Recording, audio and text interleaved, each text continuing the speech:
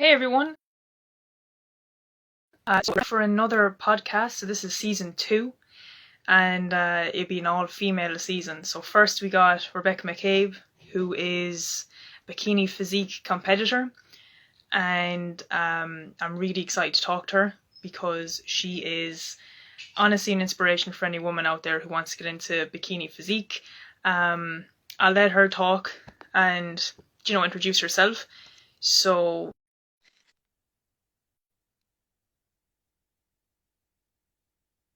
uh, yeah, Hi, can you hi hear Rebecca. me? Yeah, I can hear you. How are you? Good. How are you? I'm good. It's so nice today, isn't it?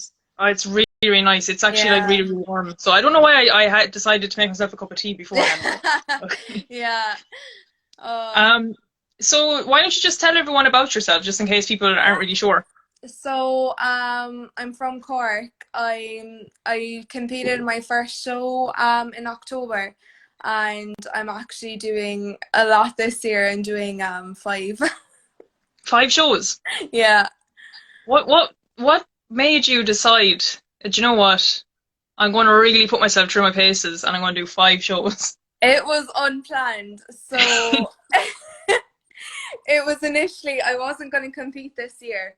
I was going to take a long off season until 2022. And I did my first show. It was really difficult to prep, but I did a lot better than I expected. I wanted top three, but I didn't think I could do it. And I got top three. So, and then I got an invite to the British finals.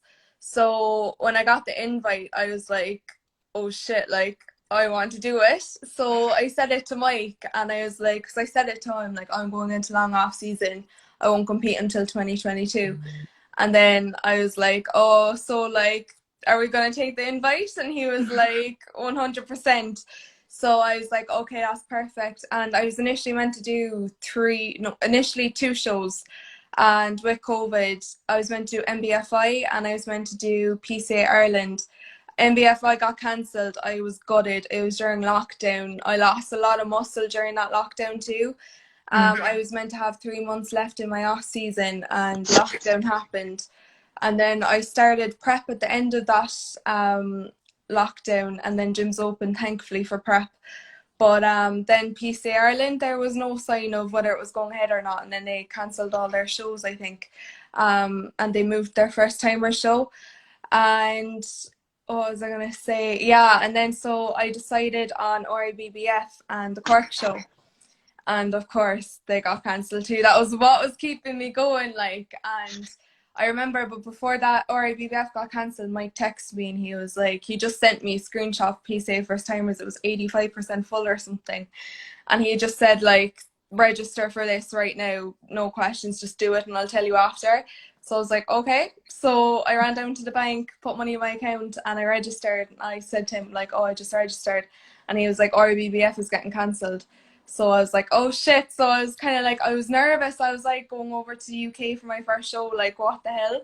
And another one of his clients, Eva, was doing the same show. We were meant to do the same shows and we were on prep together. Most people decided to postpone their prep till this year. So then we were just like, we started texting each other. Then we were like, oh my God, like this is scary, but at least we have each other. Mm. And then I went through with the prep. I remember it was peak week. I was 3 days out, and there was talks of lockdown and all this shit. And I was literally in my bed crying, 3 days out, like, this better go ahead. I better be able to get out to the UK, like. And thankfully I did. The thoughts of not being able to get out there, getting so far, like 3 days out, was actually scary. And was that your first show? Yeah, That was your first show in yeah, England. You decided yeah. to go to England. Oh yeah. It was a So lot tell me less what was that daunting like? than you think. You were saying? Tell me what that was like. Like, no, I don't mean like England, but what was it like being your first show?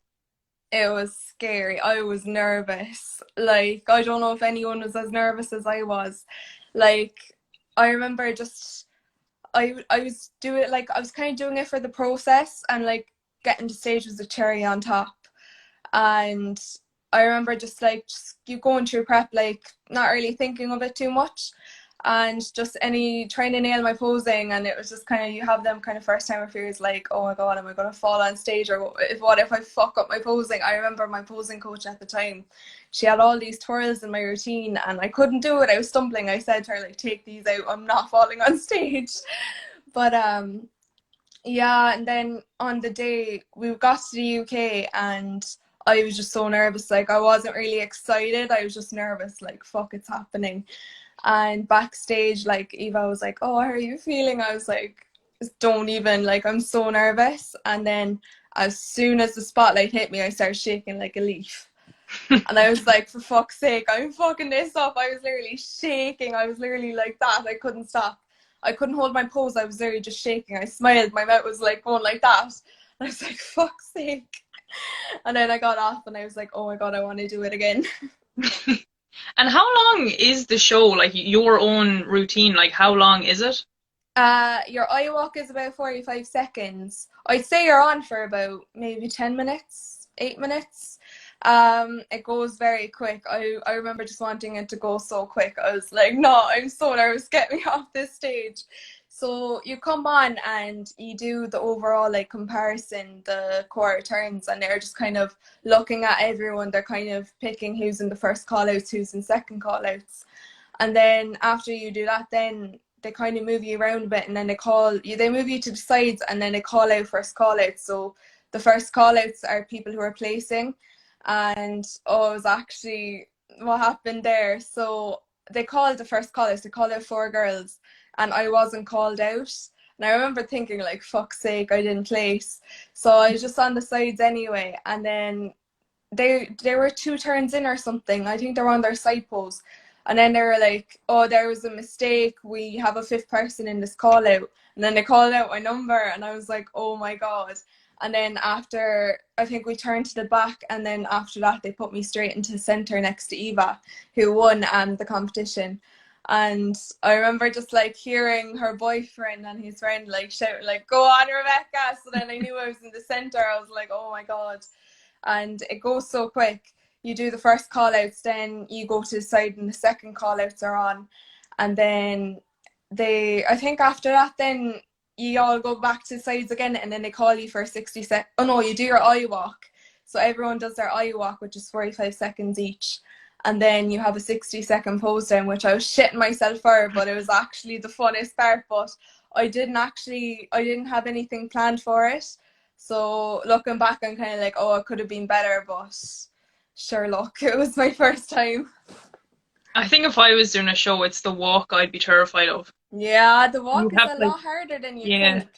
I remember my first posing lesson, she was like, walk like how you would say like on a runway, just do a sassy walk. And I like, it's like I forgot my left from my right. I was like, what? it Because you have looks to do intense. like, they have to be very, your legs are like very crossed over, and I just couldn't cope, but I eventually got the hang of it. But like, it looks so like you have to like be oozing confidence. Like you can't. It Yeah. doesn't seem like you can just kind of like okay. You Yeah. have to like really like throw yourself into it. And do you have to Yeah. smile throughout the whole thing? Yeah, my feedback was actually look more confident on stage, because I was, like I said, I was a nervous mess. So like I should really just fake it until I make it. I should have done that, but um I don't know, like my posing coach said kind of smile, but like you can like crack a smile sometimes, but then kind of smile with your eyes so that it doesn't look very like over the top, like Hmm. just a really big smile for the whole thing. Um, I would say it depends on your personality. If you're naturally a really smiley person and use that to your advantage, I would be kind of the opposite. I kind of, I'd crack a smile here and there, but it'd be mainly smiling with the eyes. But bikini is definitely like you need to be really sassy, and they are definitely reward sass on stage.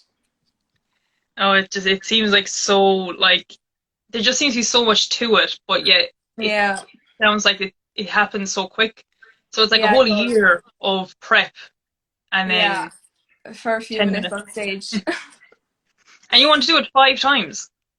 So what happened there is I decided on British finals, and I was like, I'm gonna do PCA Ireland too because I wanted to do that show initially.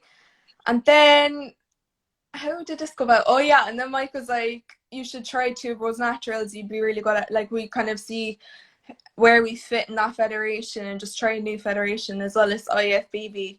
So that's a very prestigious league. So we said we'd try that out. So I was like, okay, so I'm going to do, well, it was NBFI I was going to do, but it's the same date as PCA Ireland. So we said we'll do PCA, especially since we're doing the finals, like we want to get judges' feedback.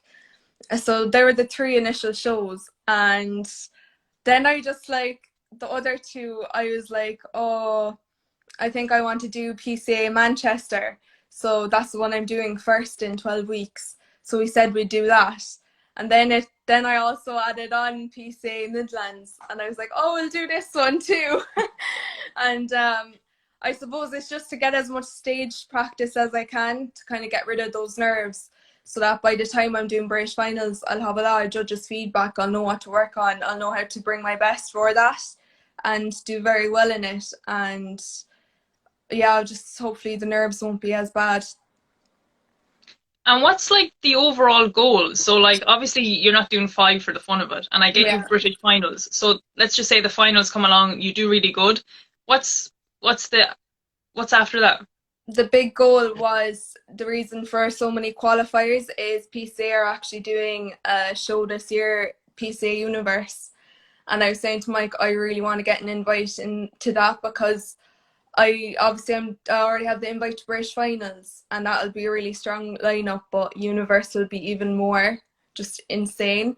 So I was saying I just really want to get the chance to stand on a stage like that, see where I stand, and then I'm gonna do a big long off season till Pride 2023. I'll actually do the off season this time. But You're not going into like 10 shows or something like that. and kind of I'll know what to work on to be better. Like, I'm only 20, so I have about 4 years left as a junior, like until the day before I turn 24. So like we just want to do as well as we can on that. Mike actually, like, kind of, as I grew a lot in the off season, surprisingly considering the circumstances. And like when I was sending Mike some posing videos, when I learned the Two Bros posing, we kind of realized, like, fuck, Two Bros really suits me. And yeah, he was saying like he thinks I have a big future in Two Bros, and like that is where my physique suits in the future, in the long term. And there's also like more you can do with it, like more climbing up the kind of ladder, you could say. So like you obviously can win your category, and then like the goal will be winning overall, and then the goal can then after that, when you accomplish that, be start doing pro qualifiers, and then long term the IFBB pro card, which is what everyone wants. Like, so there's a lot of goals you can go down with that. I'd love a PCA pro card in the long term too. I really love PCA. I love competing with them. I love the posing, just everything about them. It was my first show as well, so I think it has a special place in my heart, especially given the circumstances I prepped through. And like a pro card, what does that, why does everyone want it? Like what's the big deal? Like, because it It's sounds like, cool, but like, what is yeah, it?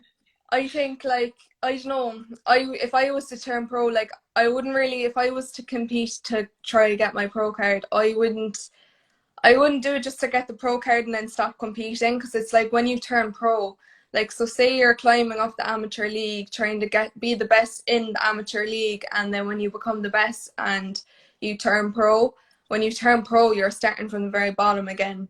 Like, you're basically like, this pro standard is insane. Like, you have girls getting to the Olympia who are the best in the world, so then you'll probably end up in the, like, depending on obviously how good of an amateur you were, like you'll probably end up in last call outs, dead last, and then having to then start the progress again, work your way up, and to do as well as you can in the pro league. I think it And kind of, I don't know, it just depends, like, do you want this to be your future? Like, how bad do you want it, you know? mm, Like, for some people, like, at the moment, for me, it's just a hobby. I don't know, like, it's kind of hard to see how long I'm gonna last in it, but I do think since I'm so young, like, I have age on and time on my side. Like, Because you are only 20 years old, you Yeah. know. Like it is mental when you think about it. Like so you must have Oh started this yeah. when you were 18 or 19? I started training properly when I was 17, 17. and Okay. yeah, and I competed when I was 19. And what made you like who was your inspirations? Like what made you decide to get because it's like Yeah, it's amazing, don't get me wrong, but it's not something that most girls go for, no. you know. A lot of Most girls girls would my go for age, like, mm, they don't want muscle. They just, it's the look I'm aiming for isn't what a typical girl would aim for. How I actually started, so I started going to the gym because like I was really not confident at all. Like anyone who knew me from school would tell you I was just so, like, you could see I wasn't a confident person. And I just wanted confidence. I just wanted kind of something to do for myself, to work on myself. And I was doing the Miss Cork beauty pageant, so I used that as the kind of push, like, okay, you need to start going to, like, I always wanted to go to the gym, but I had like a fear of it. So that was my push to like get my ass together and just go, like. So I went to the gym and I aimed to go as a kind of quiet time, and I just loved it. I was a sprinter when I was younger, so I loved, I don't know, I would do home workouts as well, and I just doing that, I just loved it. I always wanted to go to gym, but I wouldn't actually do it. And I started going to the gym, and I loved it, and I just wanted to learn more about it. So I got a PT. He was actually the owner of the gym I was in at the time, and he said it to me because I grow muscle very quickly. And like looking back at pictures, like I had these huge fucking quads after only like what 2 months in the gym. And he said it to me like when he was training me, would you ever consider bodybuilding? And I was like, what do you mean bodybuilding? and he was and he was like, oh, I think you do very well in the bikini category. And I was like, what's that? And he was like, oh, just trying to tell me about it and just showing me pictures of these girls. And I was like, that's actually mad. So I said, when I went home, the first thing I did was started researching it. Because I was thinking, me bodybuilding, like, no. And because like you assume when you hear bodybuilding, if you're not actually into that kind of thing, the first thing you visualize is like a woman's physique or a woman's bodybuilding competitor, like mm. huge girls, like. And I started like looking at shows. I started really researching it, and I just got proper into it. Like I got butterflies when I'd watch it, and I was like, "Oh my god! Like I see myself doing this. Like I'd actually love to do this." And then it just kind of lit a fire in me, and like like it gave me kind of a purpose to like, because I was kind of winging it when I go to the gym. Like I wanted to grow my legs and whatnot just for myself, but I didn't really have a purpose to train for. So then it kind of gave me a bit of structure and a bit of kind of an idea of what I could train for, because I didn't really know what to be doing, you know. And so then I was like, okay, I'm going to do this one day, but I know I can't do this until I have enough muscle. Like I want to be competitive when I do it. So that was in my head for ages. I was like, okay, I'm going to build as much muscle as I can to kind of look the part. Like, so I had a kind of a friend coaching me at the time. We did a kind of a bit of a fat loss phase just for summer, and it wasn't too much body fat we lost. Like we weren't aiming to get shredded. But again, he saw like my huge legs and just the potential to do well in it, like. And so then he said like you could easily do it within the next year, like. So then we were looking at, sorry, no, I'm going a bit blank sometimes. It's like my brain, my mouth can't keep up with my brain. But yeah, what was I gonna say? I was on about, yeah. And then I saw NBFI posted their date for the following year, which was meant to be September 2020 before it got cancelled, and this was in 2019. It was like August 2019. And I saw it and I was like, oh shit, like I might be able to do that. And then I was looking at bikinis. Like one big thing as well was financial. Like it is Mm. so expensive. It's Really? actually, I'm broke. 5 shows, like, oh my god. I've spent, I worked it out, like it's costing me 7 grand for this year for the And shows. what's that including? Is that just entering Um, shows, or is it the bikinis, or? bikinis, entry, sure. Two bros cost me €550, like to for my classes and my membership. Never mind the tan, and the tan's actually quite expensive. Like it's €85 for PCA, and it was about the same for two bros. You need to get 2 layers. I actually got so much shit on TikTok. I posted a video, and I had the bodybuilding tan on, and oh my god, I got so much shit for it. And I was like, lads, I don't like this tan either. I have to wear it for my shows. Like I don't choose to be this dark. But it is pretty crazy. Like it's oh my god, like you have to bring your own like bed sheets, otherwise you get fined to death by your accommodation. It just comes off like on everything so easily. But the bikinis are very expensive. I got a deal on mine, but I got like 5 of them, one for each show, and it cost €1,500. And that was actually like discounted. Black ice bikinis can cost you about €650 per bikini. If you get a fully Swarovski bikini, it can cost you £1,000. Like they range. The price ranges on them. Two bros. It's about €150 per category to enter, and most people they'll enter a few. They'll do their open class, they'll do novice, they'll do junior if they're under 23 and that kind of stuff. Your flights and accommodation, obviously someone living in England, they won't have to spend as much because I have to get flights and all sorts. So that costs a lot of money. I have a huge list. Like I have a list and check boxes on all the costs. So that's how I'm keeping track of it. At the end of my season, I'm definitely going to add it all up and see how much I actually spent in the end. There's coaching, and then there's posing coaching, and it's just so much costs. Like, you're entering 5 shows, okay, fair enough. Like, they're all in the same year. Yeah. Do you need to have different bikinis for each one? Well, Why no, can you not just you use the don't. same You one? can just use one for all of them, but I just went a bit mad because your one was like, oh, like I'll do a discount, and I was like, all right, add 4. Okay, sounds like a deal. Yeah. I started saving as soon as my last show finished, like, so I managed to afford it, but the only way I can afford it really is literally just save all my money. Like like I suppose though in a way, cause like you can't go out really drink, like you are not allowed to drink, you're not allowed to eat out and that kind of stuff. So you do. And is it as strict as that, or is that put on? Because, are people doing that on Instagram just pretending like, oh, I'm so restricted, but it's all for this moment? Or is it really that restrictive because of that moment? It's really that restrictive. Like, I wouldn't really be one to share my calories and stuff, but just to put in perspective how like extreme it is. The last few weeks, like my cardio, I was doing 2 hours a day. I was on 900 calories a day, and I was doing 12,000 steps a day.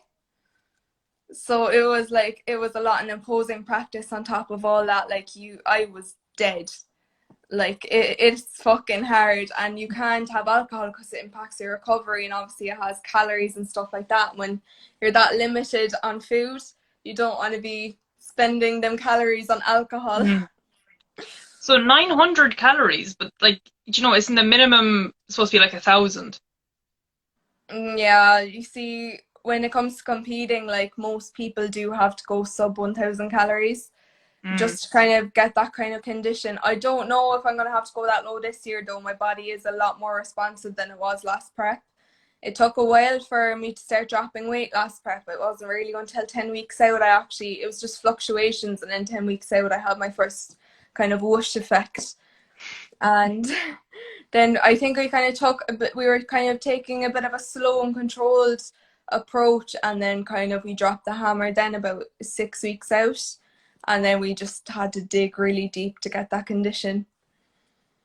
It does sound like there's a lot more to it than what Instagram and YouTube shows. Yeah, Even Instagram though and I feel YouTube really glamorize it.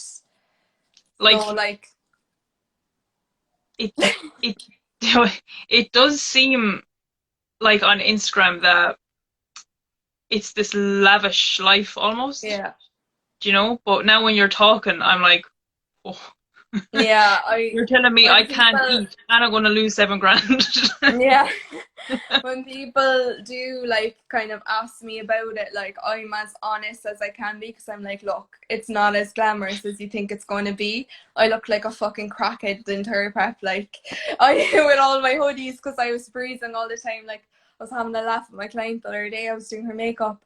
She came to me while I was on prep, and it was like I had the radiator on full blast because I was freezing and I was still shivering like, and she was dying from the heat. She was like, oh my god, can you open the window? And I was like, I'm freezing.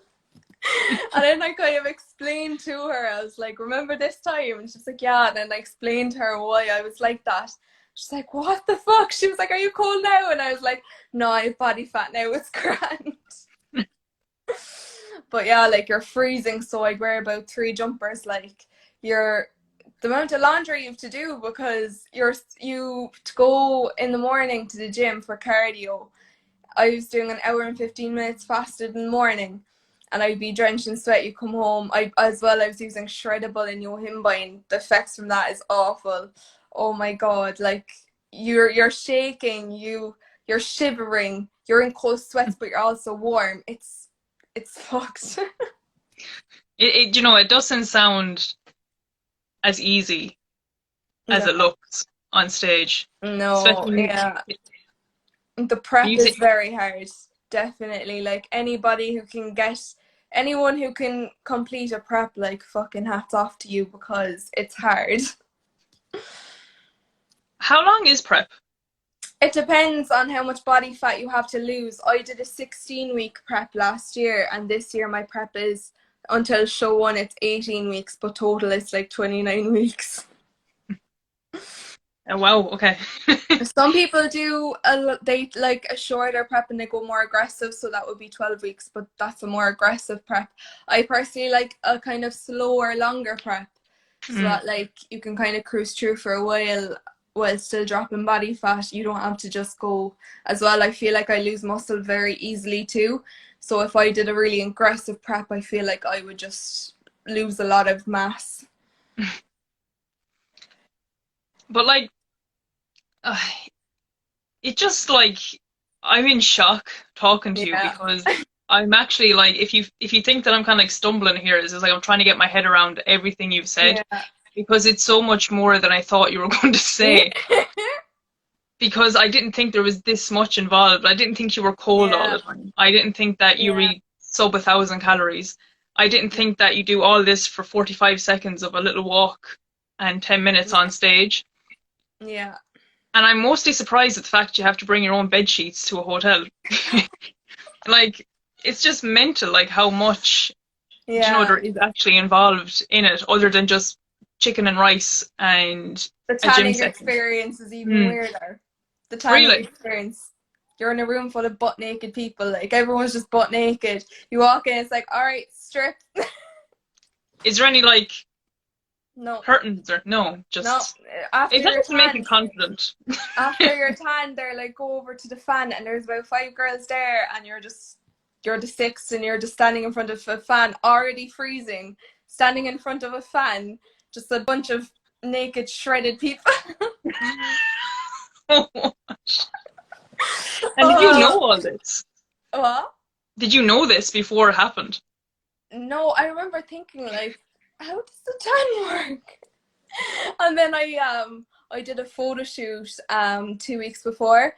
So I had to get my tan done for that, but like it was just me and the tanner, and I was like, oh god, Mm. this is what's gonna happen on show day. That is wow. Okay, that is weird. And do Yeah. you get your tan done by someone specifically? I would usually recommend like to get it done with the venue. Like you Mm. can do it yourself with DIY Pro Tan, but like you know, you don't want to work that hard and say have your tan go against you because you don't know if you're going to be the same color as everyone else. You Mm. could be too pale, you could be patchy, you could be too dark. So getting it done with the venue, you guarantee that you're going to be the same color and you're not going to have something small like your tan go against you on stage. Because you can, like the tan is judged, you can get marked down for it, like if it's not up to scratch as well. You're so tired, like the last thing you want to be doing is doing your tan. Like, it is actually mental that you're going to do this 5 times this year. I When know. you say how much is involved in it, like, It's going to be hard. That's 5 peak weeks, and peak week is so glamorized online. I was saying it to the girls earlier. It is so glamorized, and I just did not have that glamorous experience. It was the hardest week I found because you're depleting, and then you have to like you were carbing up. I carbed up the night before, and we just had a few carbs on the day, but no, like I had to get to public transport as well out to like get my nails done. And I nearly missed my training, and it was just so stressful. Like I was like, shit, I'm not going to be home on time because with my gym you have to book slots. And I had it booked in for 5 p.m. and any later was all booked out. So I was like, shit, like I'm going to be home late. I need to train. And I remember just crying on the phone to my mom, like, please collect me. I can't miss my training session. Uh, so tell me about food and like eating the day of the competition. So before the competition, what would you normally eat? um, so I The ate. morning of, yeah. So the night before is the last time you're kind of. We only really had asparagus as a veg, but then after that, like show day, you cut it out. You don't have any veg because the fiber will bloat you and whatnot. Um, it was just basically I had dry chicken, asparagus, and rice. I had rice cakes and peanut butter and jam. You have dark chocolate, and that's pretty much all what our food sources were. I think we had one meal where it was like minced meat and rice, but they're very clean foods. It depends on the person and who your coach is. Mike likes to take a very kind of whole food clean approach. He doesn't really believe in the taking a shot of vodka before Mm. stage and like having jellies and squares bars, and you see people getting a burger and chips the night before. Some people, they do all sorts, like some people have a donut before they go on stage, but Mike's kind of logic behind that is you haven't had this food for God knows how long, you don't know how your body's going to react to it, which is true because like the day after show, like I ate a protein bar and my stomach bloated and it was sore, like it was actually swollen, my stomach was swollen and I felt so sick and I lost my appetite for a whole week. It was Oh just my God. crazy. All from a protein bar and like a bit of sodium from the Chinese. I took a bite of my Chinese and I couldn't like, I thought I was gonna have all this food after the show. I couldn't. I just lost my appetite. I felt sick and I was like, I don't want to look at food again. This is just no. So like as soon as the competition ends, are you allowed to eat, or is there like a time? Are you still kind of on a timer? If you have some shows like this year, it won't like. I had 3 days. I was allowed 3 days off plan last year. I didn't really use them because I lost my appetite.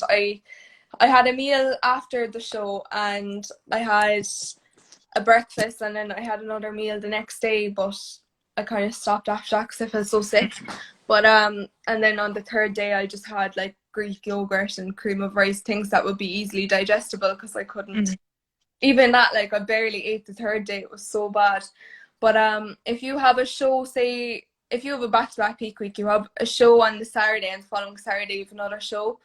I would say it depends on what your coach might allow you a meal straight after, but then you're back on it straight away. And but if it's your last show, then yeah, your coach will probably allow you 2-3 days off plan and then back to reverse dieting and getting your health and your body fat back, getting Mm. your hormones back into a healthy place. So like mentally, what's it like prepping all for so long? You need to be very mentally strong. I think as Mm. well, it causes you to become mentally strong because obviously it was my first prep. I never had that experience before.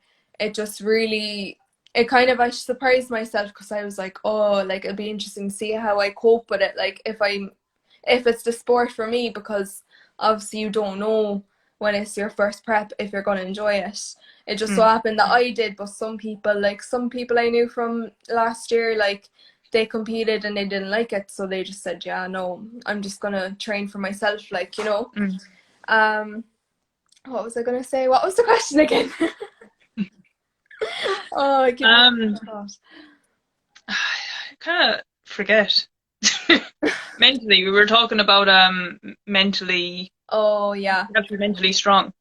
And like as well, it can get lonely, like, because you're saying no to everything. You can't go out to eat with friends or your family. You can't go drinking. Now, to be fair, COVID made that easy because there wasn't anything to say no to.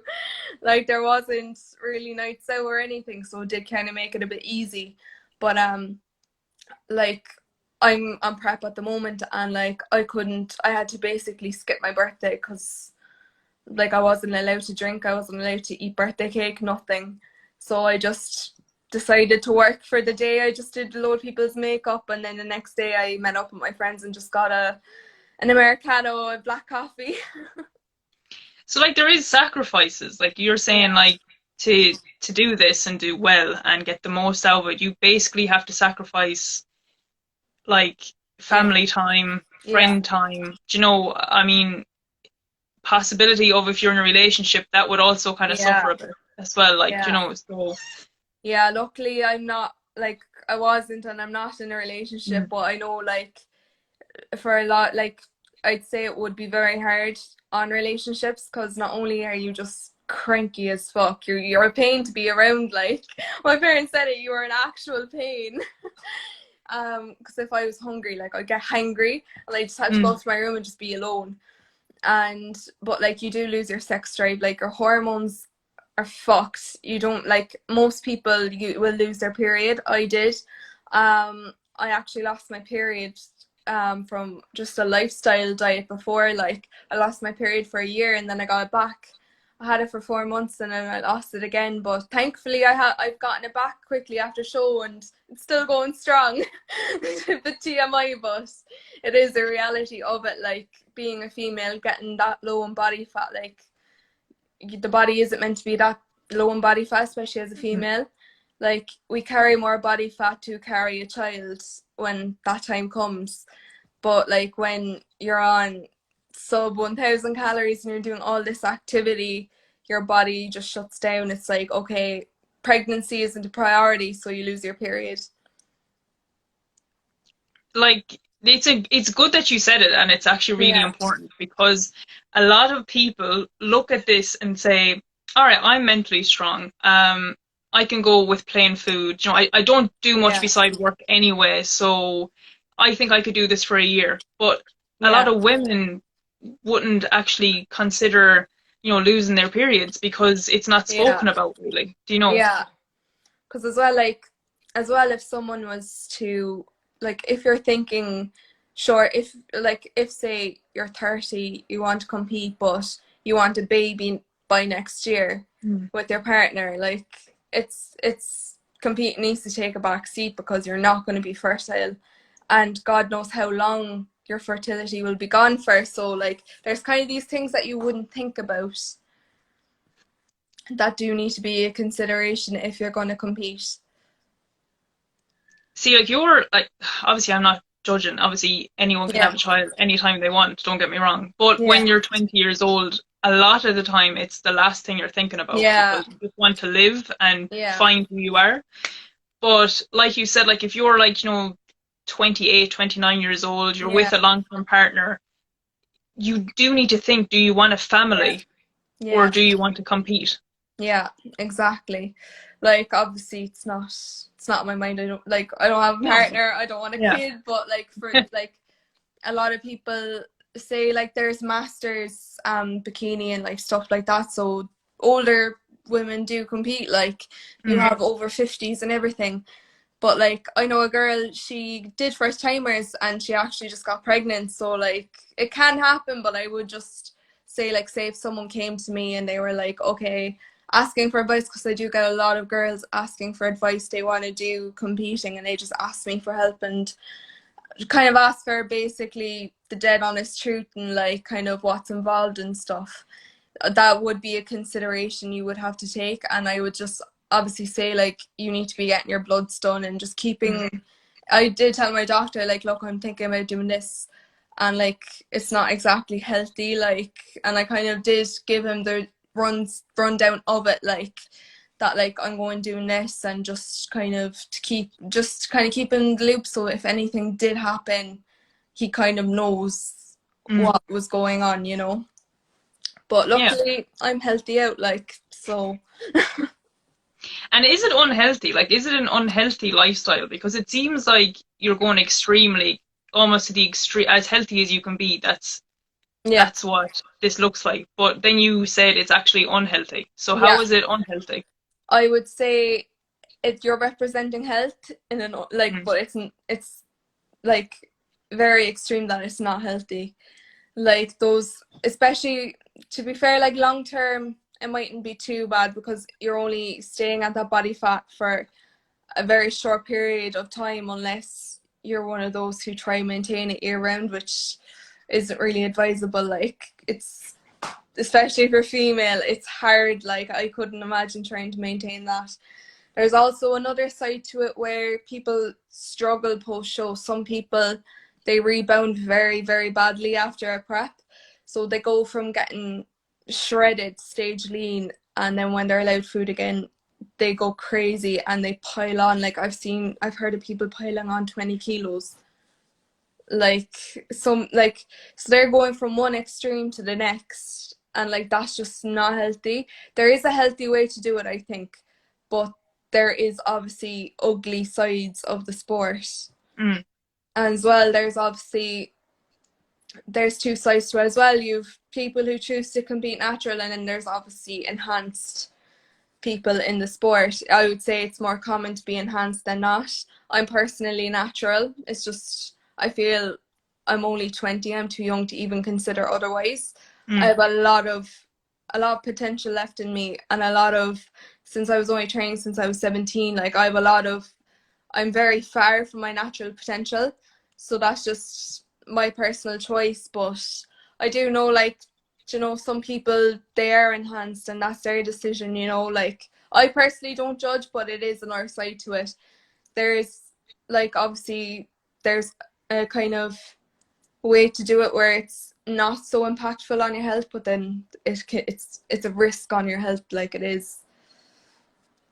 It does seem like a dangerous sport, like, in a way, Yeah, because you do have to be really, really careful. yeah. So, with you being so young, do you have any concerns health-wise going forward? No, I think when you're under really good guidance with a really good coach, like you don't really have anything to worry about. But there are bad coaches out there and there are good coaches out there. If Mm. you're with a bad coach, like for example, if you are enhanced and they're giving you male doses, like that is so dangerous, like for a female. Or if you're like, if you are someone who's going from, really lean to really fat in the off season, that's dangerous. But like Ian said there, anything's dangerous, like everything, like anything can become dangerous, if it's Mm. misused. Like Yeah, if TV's so comment, downhill skiing is also dangerous. Okay, and we're just highlighting some facts here. We're just letting uh, people know it's not as simple as it looks. yeah, but Because yeah, I'm in like shock. I'm not like, I'm not obviously, 'cause you do get some people, they compete and then it's not for them and then they chat shit about it, like, but obviously, like, I love it. So Mm. I personally don't see it in a bad light, but there are these sides to it, but what was I going to say? Yeah, I just know, I forgot what I was going to say. No, like what I mean by it's a dangerous sport is basically what you said. Like you have to be fully in it. Yeah, Okay, like I've never competed, but obviously I'm very into it. I love watching it. I love yeah, like I think I've interviewed 7 people, and I 4 of them have been in the bodybuilding competing yeah, side of it. But you do need to be like, mentally strong. yeah. You need to, and like you said, you need a good coach Oh yeah, because there are some ones out there that could potentially hinder your health. So you could be yeah. healthy like yourself. You're healthy, you've got a good coach, this is great. But if you were to go with a bad coach, like how do you differentiate between a good one and a bad one? Because someone just entering the sport and someone Yeah. talks the talk, how do you I know that would they're a bad one? advise I would advise go, like, if you're looking to sign up with a coach, go to their clients, like have a chat with the coach actually one to one, see what their vibe is like, kind of see what their methods are about, just kind of get the general vibe off them, and like kind of have a few chats to their clients, see what the word of mouth is like, because like some coaches, they do have a really bad word of mouth and they don't have a good client retention, so then you'd kind of know, okay, stay away from them. Whereas other coaches, like my coach has amazing word of mouth. Like I actually, what made me go to him is like people were just, without me even asking about him, people were saying like you should go with Mike Geary, he's a really good coach. So then it was a no-brainer for me. I got talking to him, I really liked his vibe, he was really nice. I thought I could work well with him, and I've been with him ever since. Like this December we'll be working together for 2 years, like, so like I'm really happy and satisfied with my choice of coach. But like I would say, look at how's their client retention, like are they retaining clients or are clients dropping like flies, you know? You do generally hear horror stories if there's a really bad coach, you know? So yeah, just it's a matter of just doing your research. Yeah. So going away from the bikini, I actually stayed on this a lot longer than I meant to, because I was in complete shock with how much was Yeah. involved in. I don't want to scare anyone off either, because it is, I personally adore the sport. Like I really Mm. love bodybuilding, not just bikini. Like PCA First Timers was on yesterday and I was just buzzing watching figure, men's bodybuilding, men's physique, like just the sport as a whole. It's not just my category, just I love bodybuilding in general. But it is a great sport. Like it's either for you or it isn't. I would say if you are interested, like some of my friends, they're first timers this year. They're doing it. They want to see if it's for them. They're with really good coaches, and they're basically, they'll know after they step on stage. You kind of get a feeling. You just know if you're going to do it again or if you're not. You Mm. know, and like if it's not for you, that's fine. Like, you know, don't feel the pressure. Like some people, like it's just not for them, you know, and it's not bad. Like you can still do the style of training, you can still train for hypertrophy and not step on stage. Just because you train doesn't mean you have to step on stage. And you know, like I personally, I compete because I train, not train because I compete, you know. Mm. Um, but like it's not like you're a personal trainer yourself. Yeah, Yeah. Do you personal train people to do physique, like bodybuilding, bikini? I'm actually just newly qualified. I Okay. graduated, but I would love to go down it in the future, but I obviously wouldn't if I didn't have the, like, I'm not in a place to train people for Mm. bodybuilding or anything like that now. I would be lifestyle client, Mm. just because I just simply don't have the knowledge, and it is something you need to be very knowledgeable about. You need to know your shit, like, if you're going to do it, because it is very scientific, like even down to the peak week, the meal timings, the carb up, you know, all this stuff. Like it's very it's down to a science, like. Mm. So like why don't you tell me about your personal training business? So I did the combination course with Image. I always wanted to be a personal trainer, like since I kind Mm. of got really into fitness. I was like, oh my god, I'd love for this to be a career. I'm a makeup artist. That's kind of where my income comes from now. But I just noticed, like, as I got really into fitness, my love for makeup did kind of take a back seat. Like I just don't have the time to, you know, get creative with it like I used to. And I noticed myself just become more and more passionate for fitness rather than makeup. So it just became a thing where I was kind of, I'm just doing, like, you know, I'm not doing it for the passion of it anymore. It's becoming more like a job now, Mm. whereas before it was a passion. I loved it, whereas now that's more towards fitness. Like I feel that way about fitness. Like I feel it just wouldn't feel like work because I just love it so much, do you know? And I just really love it. And I've helped my sister like from the start. I was helping her like because she gained a lot of weight over the years. She was going from relationship to relationship, and like it just, like, bad relationship to another bad relationship, and like she would just be comfort eating, overeating with them. and that kind of stuff, and she just had no confidence. And she came to me, she was like, I really want to just feel good about myself again. Like, she didn't quite think she would lose all the weight she has lost, but she's like, I watched her change into a new woman, like completely new woman.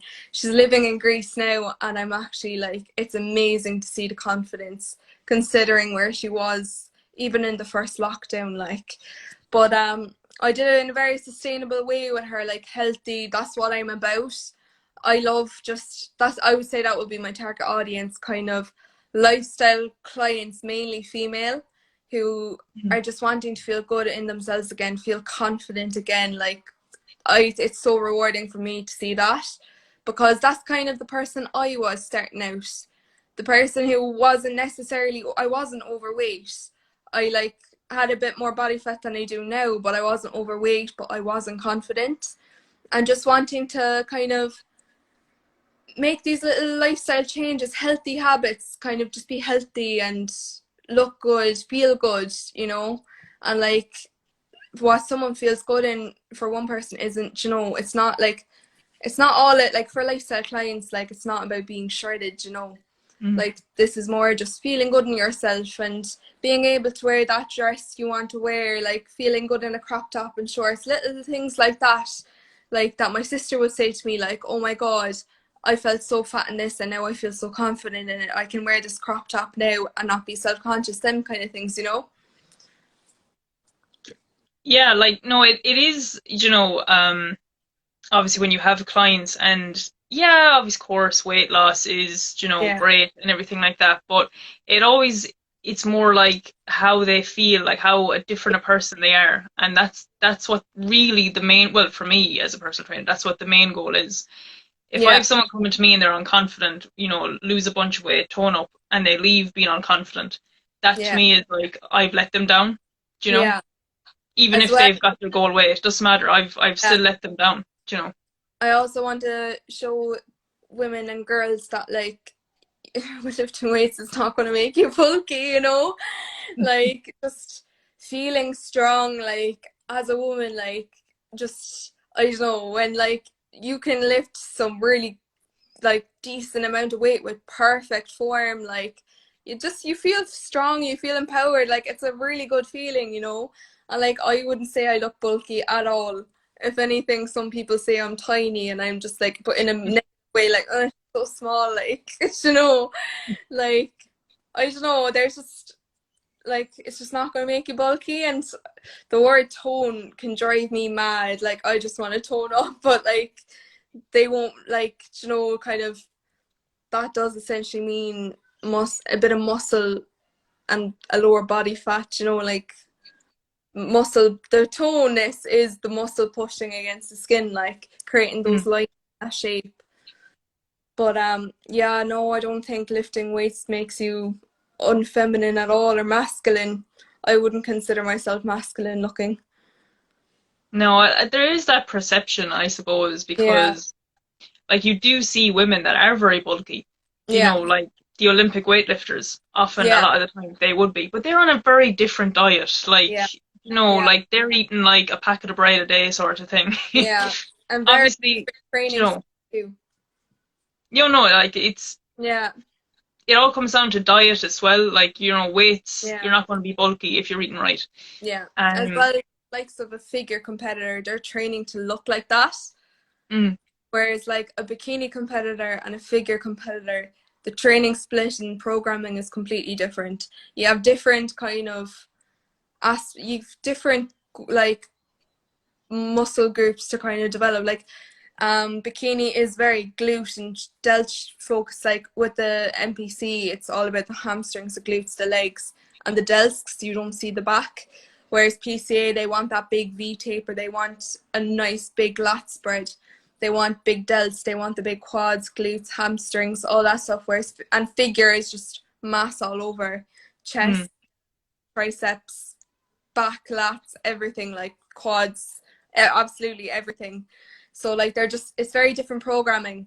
So like I would say, like some people probably look at a figure competitor and be like, oh, I don't want to be, they probably assume then, oh, like lifting weights makes you bulky. It's like, no, they're training with purpose. And they like, it's so hard to gain muscle. It is so hard. It's not that easy. So like, look, you're a personal trainer, all right? Yeah, You're a makeup artist, yeah. okay? You're doing this bikini, you're doing 5 shows this year, you're in bikini physique. So like, what are you bad at?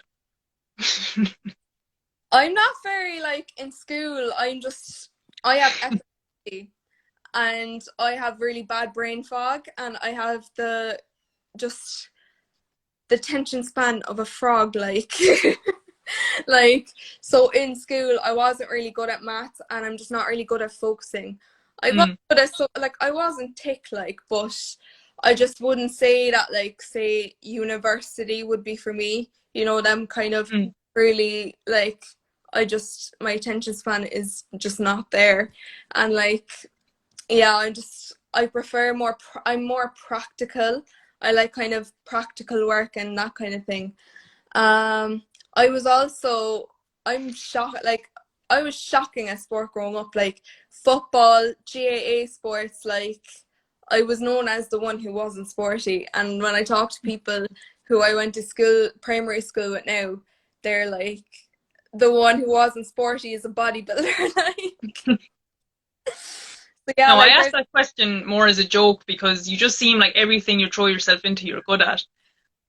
Do you know? So yeah. obviously there is, you say you're not able to focus, but clearly there is focus there. So, I can but like, focus, just, I think in school it was just kind of, again, interest, like, mm, no, just sitting there for long periods of time, like, my you noticed throughout the video as well, like, I would forget what I was going to say, or I would kind of, it's just my epileptic brain. no, like that's like really cool. But like, what I mean really is like you're like this, like I don't know if you know, but like you're this massive inspiration. Okay, I mean you were recommended first of all for this. So Jamie. then Jamie. But you were recommended, so I was like, listen, I'll just give it a shot, right? We'll just Yeah, have a quick flick through your, Instagram page. And I was like, whoa, first of all, I was like, she's like really committed. Like, this isn't just, he's just yeah, trying to like boost a friend of his or anything. It's like, yeah, you're genuinely really committed. You're obviously very good at what you do. You throw yeah, yourself into it. You're extremely honest. You don't seem up yourself at all. Like, talking to you, I feel like I'm almost talking to like a friend I've known for 10 yeah, years. Do you know? So like this is like good. But like, yeah. like I obviously I honestly I do wish you the best in the future, and I'll be like watching because oh, Jamie just says you're welcome. Yeah, I didn't realize you were still watching. But like you are like genuinely like really like talented. Like so you say oh you're bad, but like at certain things, but likelihood is you probably just weren't interested. Do you know? Yeah, Had no. you been really interested, I could be talking to like Albert Einstein, the next Albert Einstein, because it just seems like everything you're Yeah, good to do, you're good at, which is I great. find if I'm interested in something and if I put my mind to something, like, there's nothing stopping me, Mm, you know, like, that's really what it was like with bodybuilding. I had a lot of people doubting me. I had a lot of people saying, oh, she's not gonna place, oh, her physique is shit. I had someone say that to my face, like, I thought your physique was shit, I didn't think you'd place. And I was just like, what the fuck? Like, I had a lot of doubters, but then that kind of just, I now believe in myself this year, so it's just like, I don't care what you think, like, I'm mm, still going to do everything I can to thrive in the sport, like, you know. So as well, that's another side of it. You do need to have, like, you need to be able to just, you need to be thick-skinned, because you will get mm. people throwing their opinions at you. Do you think they were throwing their opinions at you because they thought you wouldn't place, or because they didn't want you to place? I actually think it was a case of didn't want me to place, Mm. because I remember this specific person, when I did place, the reply to my story wasn't even congratulations, it was what. So I don't know, I feel like that's just, the person obviously just doesn't want me to do well, but But they still follow you and watch your every move. yeah, Yeah. I actually had to remove this person as a follower. No, but that is interesting because, like I said, like I don't know you, like personally. Yeah. but like you do seem like this massive inspiration. You're only 20 years old. Like you throw yourself into everything. Okay, you're very Yeah. honest. Yet you still get people saying negative things. And even when you did place, you still got a negative response. Yeah. So like what would be your advice to people who maybe aren't very good at taking not criticism, because that's not criticism, is it? That's just being negative. So people who aren't good at taking like negative responses. I actually used to take it very too hard when I get negative responses. From my makeup page, I kind of had to develop a thick skin because you would just get these trolls commenting shit like about the makeup and stuff like that, like the odd time. It was more positive than negative, but you would get these odd ones that would just be negative. So I would take it very much to heart because like that's my work. And like with Mm-hmm. this, I did take it to heart because I was like, this is my body, like this is what I'm working, I'm building this, like this is me, you know? So at first I like, you take a bit of a shock, but I think it's just kind of learning to kind of believe in yourself and just not need this like learn to not need this kind of gratification from other people's opinions.